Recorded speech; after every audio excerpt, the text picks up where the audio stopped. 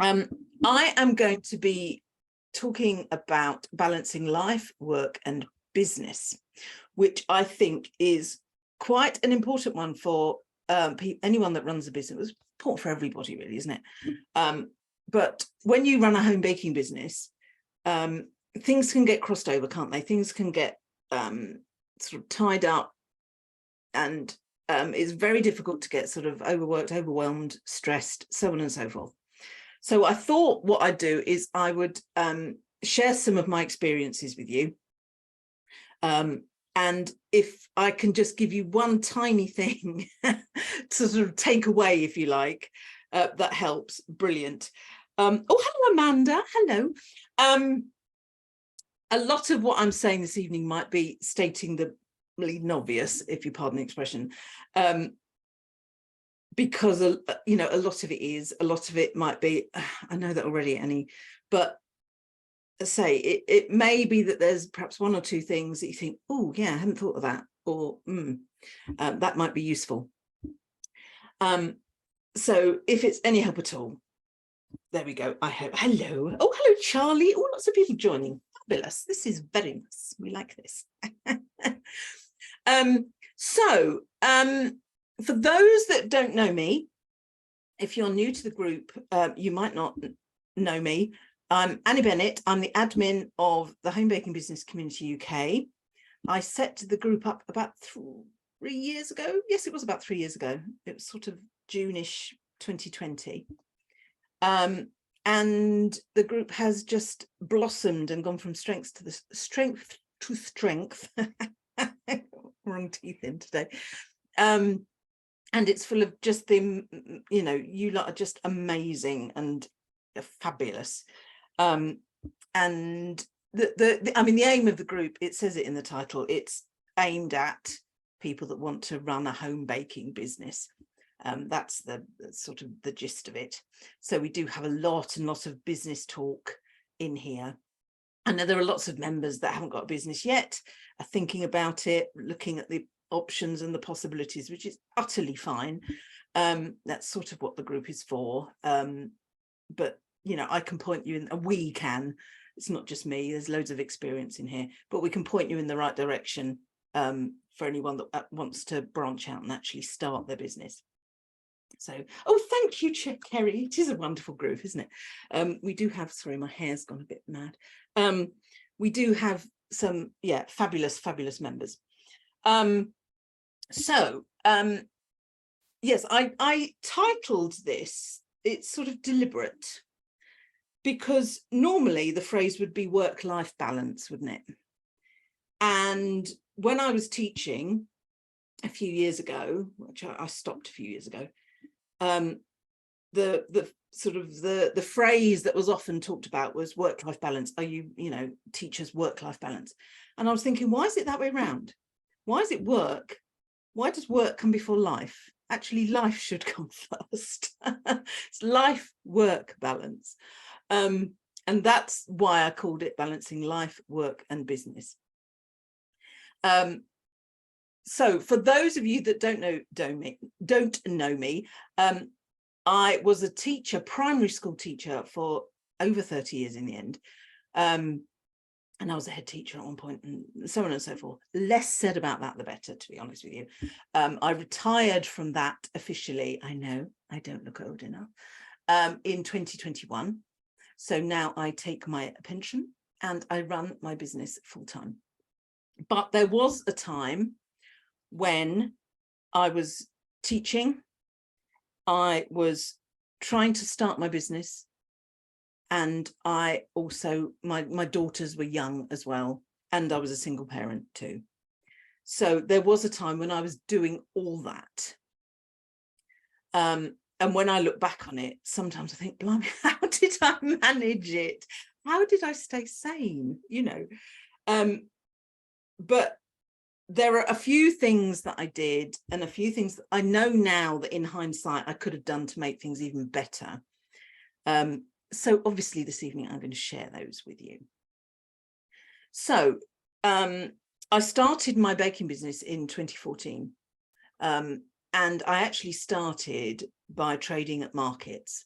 I knew at that point that I wanted to do wedding cakes, but I didn't know how to do wedding cakes. So I had to learn how to do wedding cakes. So I did some, I think, PME diplomas, things like that. Did a lot of learning, did a lot of experimenting, did a lot of family cakes, you know, practicing my skills, all that kind of stuff. And eventually got into weddings. And now I just really exclusively do weddings. My website is only wedding cakes. I do occasionally do other things if people ask, perhaps past customers want me to do, you know, an anniversary cake or something. Absolutely brilliant. Some business colleagues asked me to do, you know, corporate business biscuits for their conferences, those kind of things.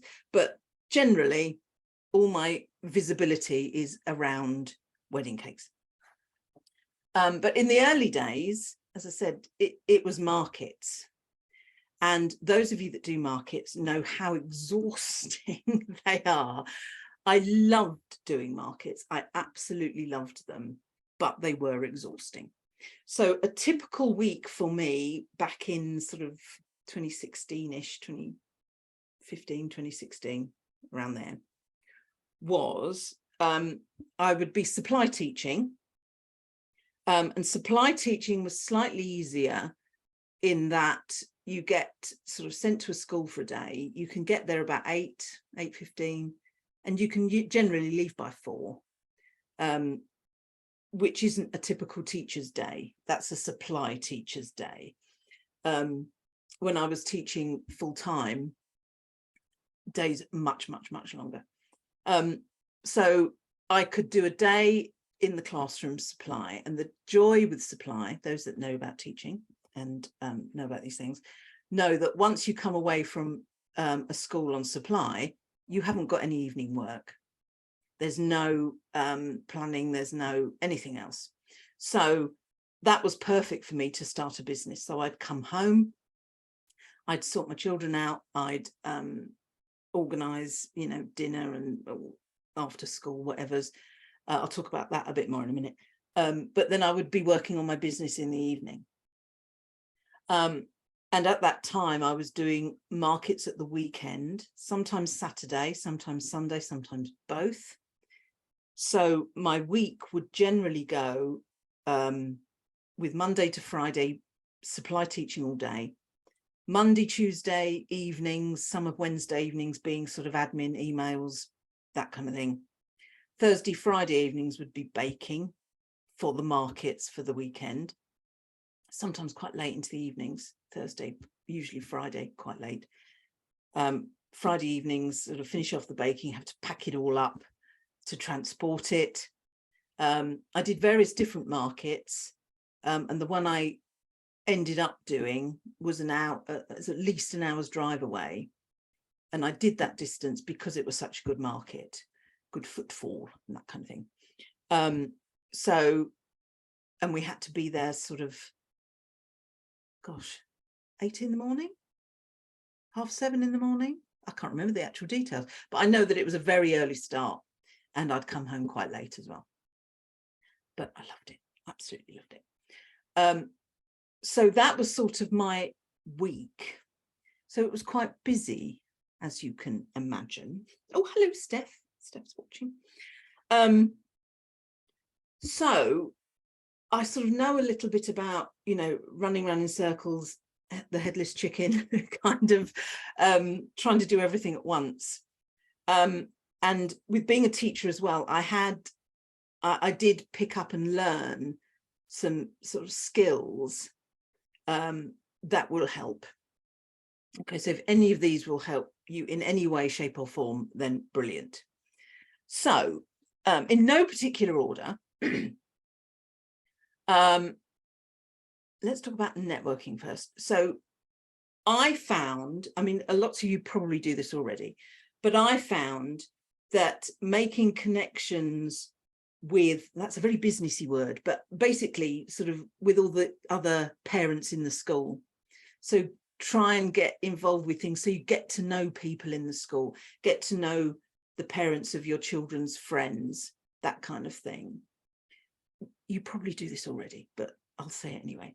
But I found that when I was sort of stuck for getting them home because I was still in a school myself supplying, or I was having to go and do this, that and the other, I found the sort of mutual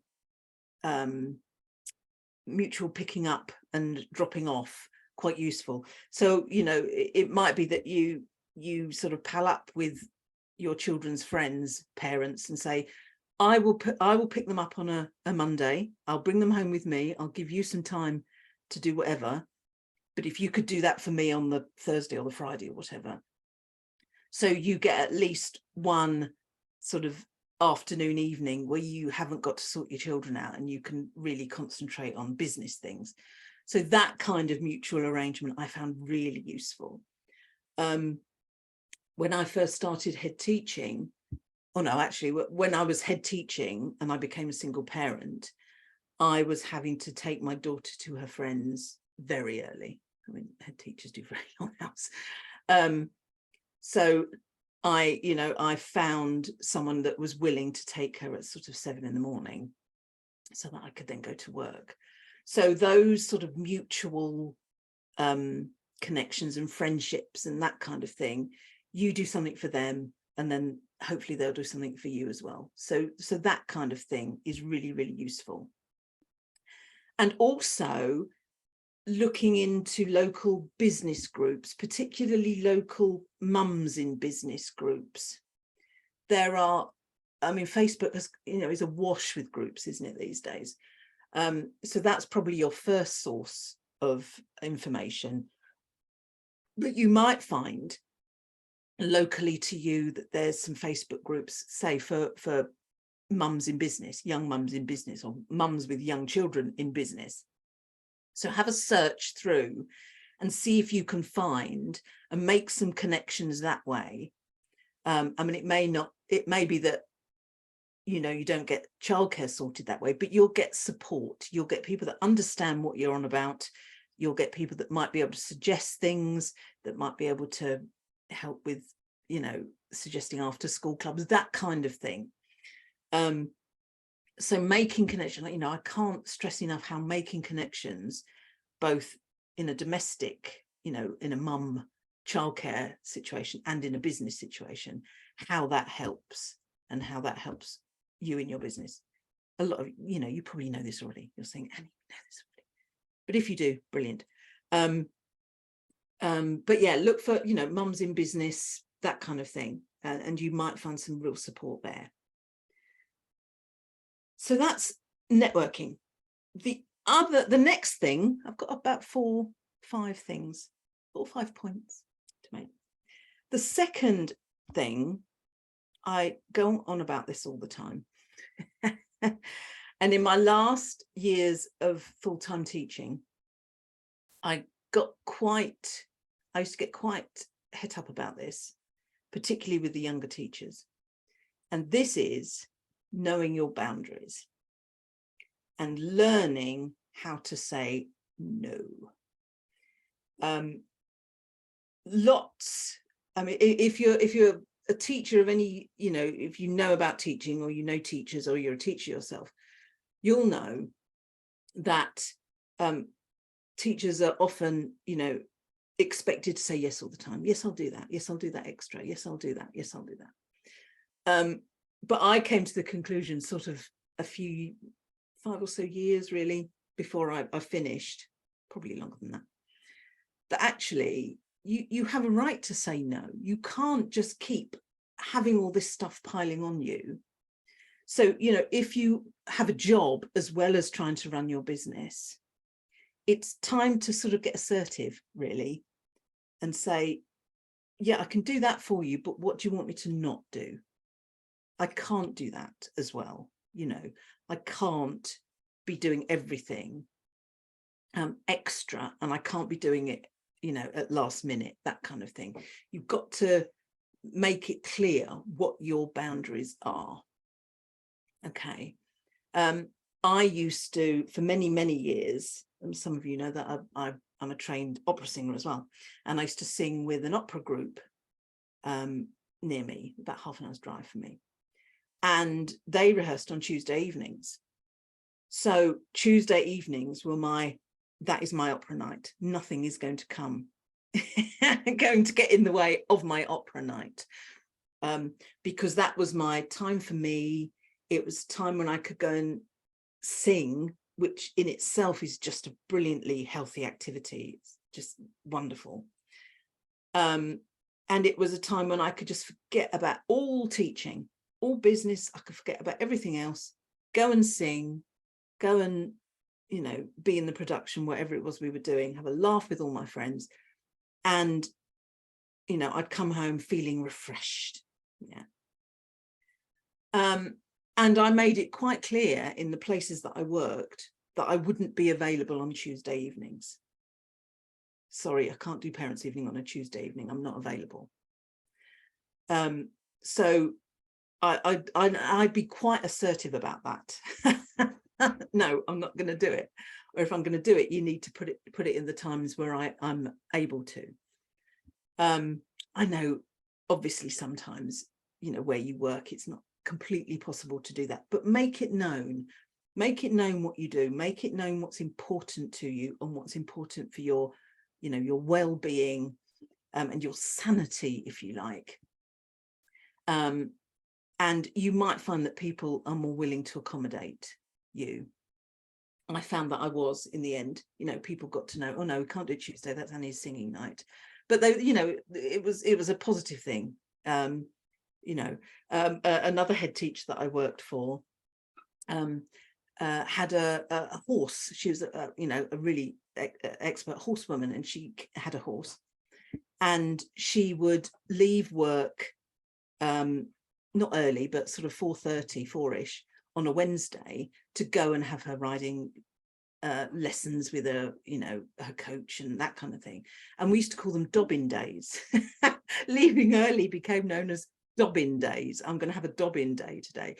And it sort of became part of the ethos of the school that actually you were entitled to, have this time to yourself, the time to develop your own skills and your own hobbies. So make it known. Don't keep things secret if you have those things. So I'd really recommend you do that. Okay. And then as part of that, the third thing I want to talk about is something that you might have heard about, you might do already, but it's called time blocking. Gwyn, you must know about that, because we have a mutual friend called Shelley who's very good at time blocking. But time blocking it's sort of like filling up your calendar, your diary, but it's much more in depth than that. Time blocking is where you take your week ahead and you literally say, within each hour, what it is you're doing, what it is you're going to get done. So rather than just putting on Monday, oh, I've got to make some cakes and I've got to pick the kids up. What time are you going to make the cakes? What time have you got to pick the children up? So the idea is that you look at your week ahead. The first thing you do is you put in the non-negotiables. So if you have got to pick up your children, drop your children off and pick your children up, you put those in, you blank those out. You then put in anything else that you're doing that's non-negotiable. You then have your list of things you've got to get done, housework, laundry, all those kind of bits and pieces. You put those in. And then once you've done all that, you can then see what time you have left.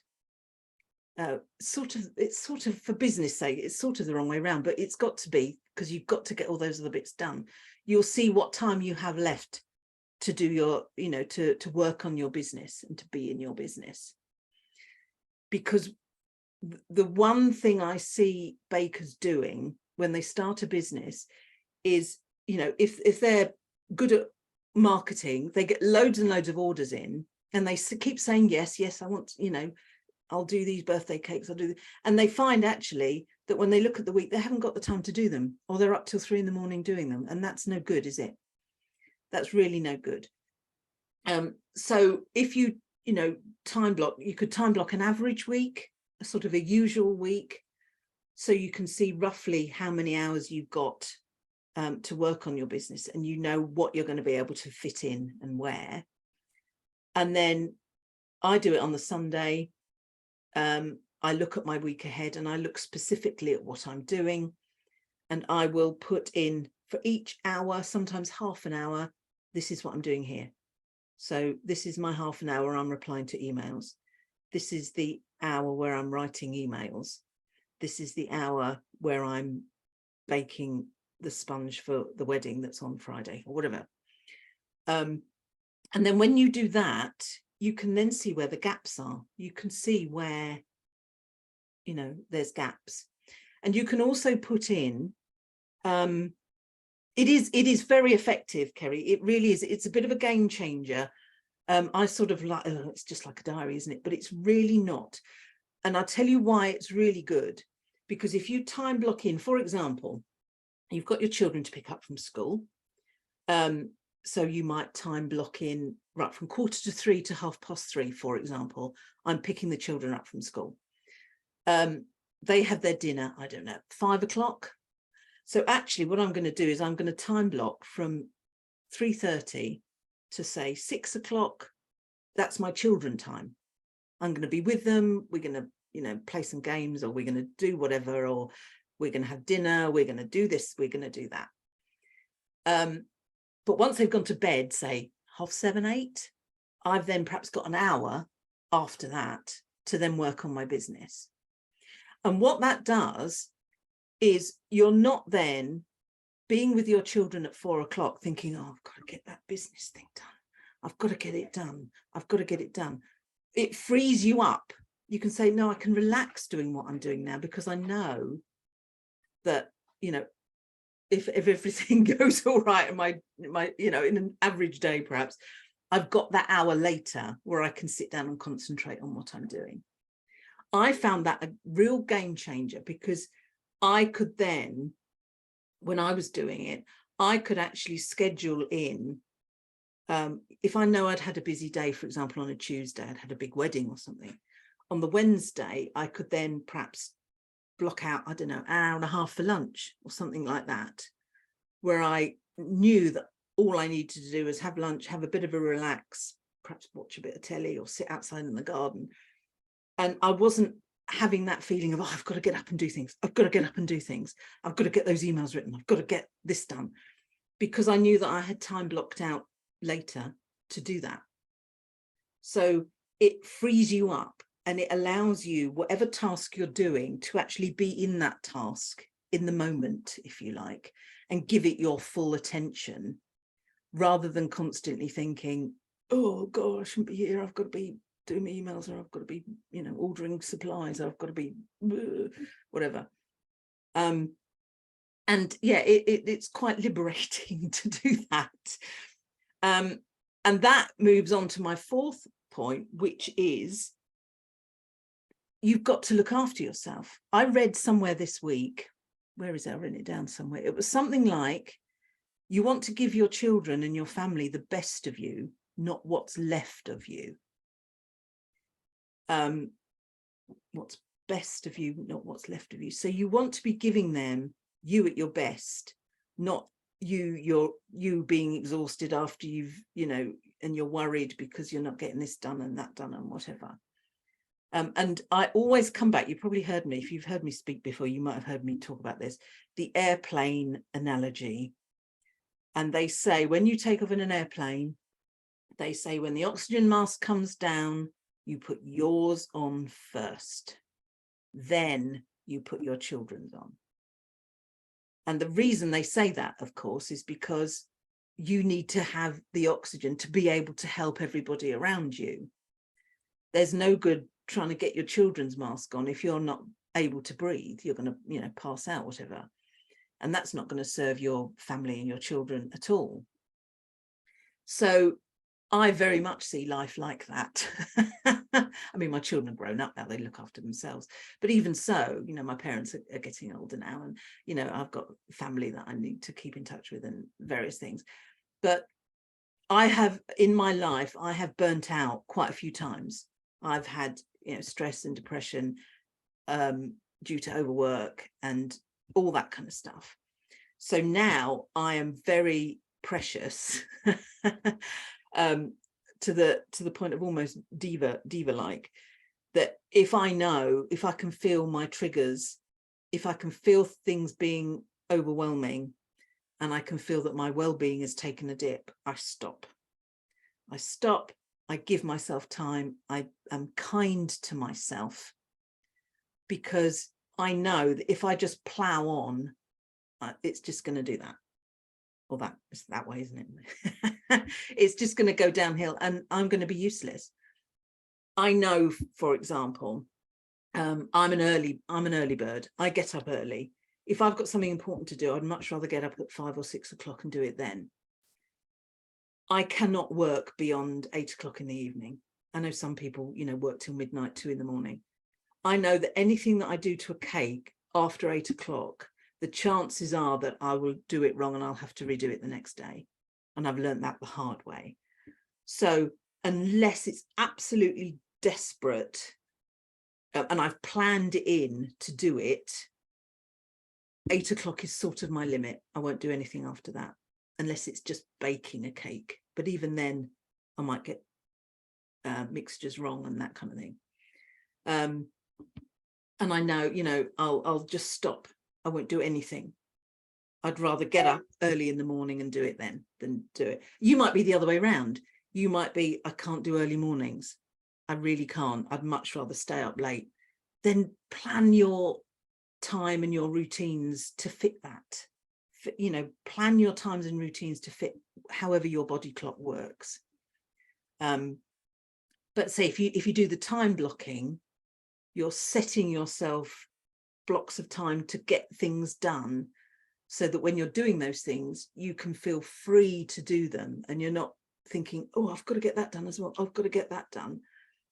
I don't sit and do that, because I know that everything I need to get done is on my time blocking.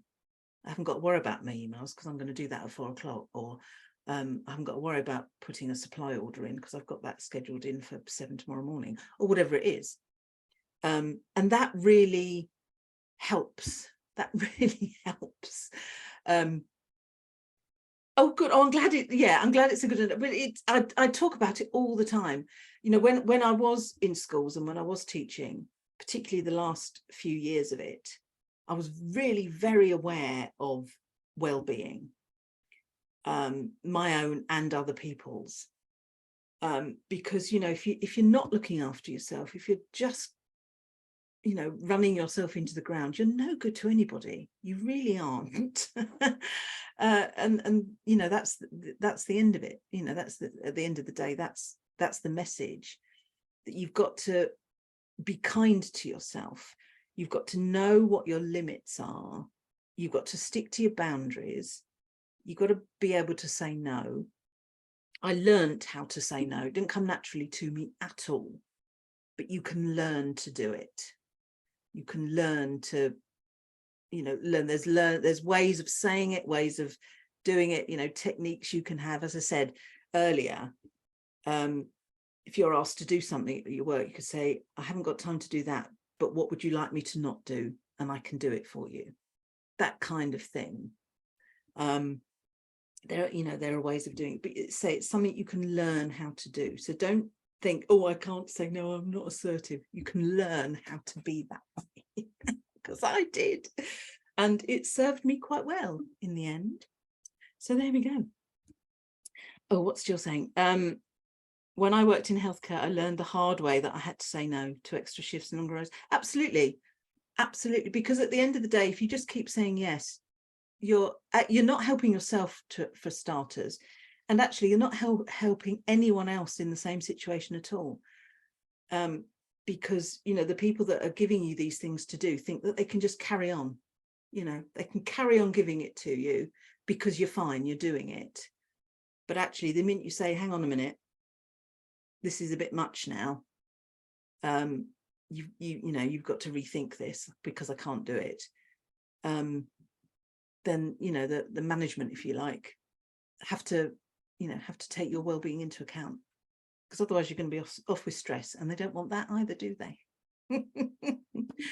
As I say, I sort of over my teaching career, I had a few incidents of overwhelm, stress, depression, those kind of things. And then on a couple of occasions left to quite lengthy absences, which didn't help anyone in any way, shape or form. And eventually that was the straw that broke the camel, if you like. And it was being in one of those situations where I decided, actually, I don't want to be doing this anymore. And I want to set up a business and I want to bake cakes because it's much nicer going into my kitchen and baking a cake. Much nicer.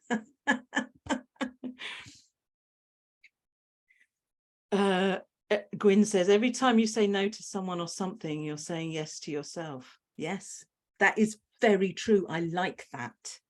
Yes. Say no to someone and you're saying yes to yourself. Love that, Gwyn. Thank you. That's brilliant. Because say at the end of the day, you may have people around you that care for you, but at the end of the day, you are your priority. But we have this sort of beaten out of us, don't we? And it's a cultural thing. I don't know if it's particularly an English or a British thing, or whether it's just a cultural thing generally, where, you know, we're taught to look after others and be selfless, and, you know, which we still can do, of course. But as I say, unless you do look after yourself, you can't do any of that, can you? You just can't do it. You're not in a position to help others if you're run into the ground. So yes. So say no. Just say no. Oh gosh, that takes me back. Who remembers Grange Hill in the 70s? No, we're not going to. Shows my age now. Anyway, so yes, so that is sort of, I think that was all I was going to take. But hopefully that's given you a few bits. If you just take one little thing away, do seriously look at time blocking. If you don't know about it or you don't do it, because it really is a game changer. As I said, it just frees you up to think, actually, I can relax doing this activity or being with my children, because I know that I've planned in all the things I've got to do later, and I can worry about those later. But now I can be me. I can, you know, give them the best of you, not what's left of you. I think that was a brilliant thing that I read. So that's why I wrote it down. So there we are. Excellent, Kerry. Yes. Got to start doing it. You've got to start doing it. It really does make a difference. And the weeks that I don't have time to do it, I really notice a difference. I'm sort of discombobulated. I'm all over the place. What am I doing now? Oh my goodness me, I haven't done this, I haven't done that. But the time, you know, when I sit down on a Sunday, usually it's a Sunday. Sometimes I do it Friday afternoon, actually, if I've got a light week. I think, right, I'll time block next week. It doesn't take me very long, and actually I quite enjoy it, because I'm like, oh, what have I got to do this week? And I love everything that I do, so it's a sort of pleasure, if you like, really. But it giving you that, you know, if you just put aside a bit of time to do that, you will find it really does benefit, and it really does help. So there we are. Fabulous. So there we go. So I hope that's been useful. I hope you can take some things away from that and use them. Do let me know if you do, and you implement something that I've suggested, particularly if you haven't done it before. Do let me know, because I'd love to hear about how things have gone for you. The only other thing I was going to say this evening, and I think I put it in the notes, so it's either down there or up there, I can never remember where it is, but about my business conference is a bit strong a word, but it's like a networking day for home baking business owners. It's, oh, hello, sorry, Charlie. Is there any, do you set yourself time to time block? Yes, I do. Yes, I do. So sometimes it's Sunday, sometimes it's Friday afternoon. So if I've had a light week, I can say, right, I can time block on a Friday. But if I've got a wedding on the Saturday, I might not be able to do that. I'll have to do it on the Sunday. But I do it very, you know, I take my diary, I sit on the sofa and I do it there. It's all very light touch, you know. So yes, so my business networking day in November, it's called Rise Together, which I thought was quite good because it's Rise Cakes. It's in London. I've got a venue now. I sorted out the venue a couple of weeks ago. It's at the Hub, Premier Inn Hub, something like that, right next to King's Cross. So it's really central. And it's a day where we will all get together and talk about our businesses. We're going to do something that I've called, what have I called it? Scenarios. Something and scenarios. I can't remember what I called it now, but basically we're going to have a look at some like incidents that might happen in your baking business and what would you do about it, and discuss, you know, ways in which you might overcome a problem or a challenge, or ways of dealing with different customers, those kind of things. So we're going to do that kind of thing in the morning, and then the afternoon we're going to look at planning for 2024. So we're going to have a look at planning your year's strategy. We're going to look at your social media visibility. We're going to look at your marketing. We're going to look at your sales, all those kind of things we're going to look at, and hopefully give you a plan to go home with so you can really start organizing next year. Isn't it weird thinking about next year already? But we are. So that is called Rise Together. The link should be somewhere. And it's in London Sunday. It's on a Sunday. I did and ah about putting it on a Sunday, but I did in the end. I just decided to in the end. So it's on a Sunday. I haven't got that many spaces left, and I say that honestly, and that's not a sales ploy. I decided to book a room that has a moderately limited amount, because I didn't want to book a room for hundreds and then find we only had, you know, a few of us in there rattling around like peas, as my mother would say. So I think there's 9 places left on that. So if you want that, you want to come and join us, I'd love you to come and join us. Come and do that. If you need the link and can't find it, just let me know and I will give it to you. Okie dokie. So there we are. I hope that's been useful.